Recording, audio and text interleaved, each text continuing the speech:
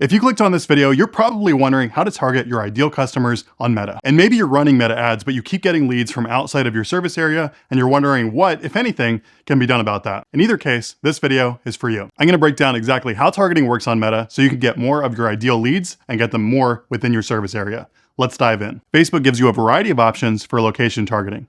So you can target by zip code, you can drop pins and target radiuses around those pins, or you can target by other types of regions like towns, counties, states, etc. For a home service business like HVAC, you want to target at least somewhere between 100,000 to 500,000 people on Facebook. One big mistake that a lot of contractors make with their targeting is going too narrow. So they'll target women only, over the age of 35, married, that have kids, that live within the top 10% of income zip codes, and so on and so on. Being narrow with your targeting can help in some really specific situations if you already have really strong ad copy and an offer that's working really well. However, what we found is that most of the time when you do that, you just pigeonhole yourself and you make your audience size way too small. In that case, all you accomplish is making your lead cost way higher than it needs to be, while not necessarily getting a better quality of lead. Facebook wants to show ads to people who are relevant for those ads. So if they see that your ad is about an HVAC replacement, they're gonna try to show that ad to people who are most likely to be interested in an HVAC replacement. So what I recommend is leaving your targeting wide open and just targeting people over the age of 30. Now, what you can do with Facebook's advanced detailed targeting is make suggestions. So you can suggest that you wanna target people who are married or target people who have kids, while at the same time giving the algorithm leeway to go outside those targeting parameters if it thinks it'll get you more leads. So here's why this usually happens. So let's say your ads targeted a small area around Lancaster, Pennsylvania. So you might have people that work in Lancaster, but they live over in York. And so what's happening is during the day, they're within that targeting zone of your ads.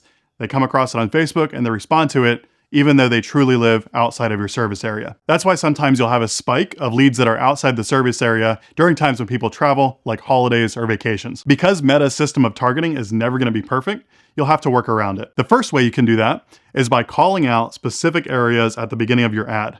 So you could say something like, hey, Lancaster homeowners, or for homeowners who live in Lancaster. That helps the algorithm get your ad in front of the right people, and it helps people who don't live in Lancaster know that it doesn't really pertain to them. The next thing you can do is add a qualifying question to your lead forms to ask if they live within a certain mile radius of Lancaster. If they answer no, I don't live within 5 or 10 miles of Lancaster, then Facebook can automatically disqualify that lead for you. Another thing that we've seen work really well for targeting is using micro campaigns versus targeting a big geographical area all at once. So rather than one big campaign that targets all around Lancaster, you break it out into smaller campaigns that target Eden or Roseville or some other smaller towns within the area. So you would specifically call out Eden, for example, in the ad, and then in the lead form, you would ask if they live within 5 miles of Eden. And then you would copy and paste that maybe 10 different times for all the different towns that you would want to target. In our experience, that does a much better job of getting those local leads, and in some cases, even makes the leads better quality. That's all I got. If you learned something from this video, like,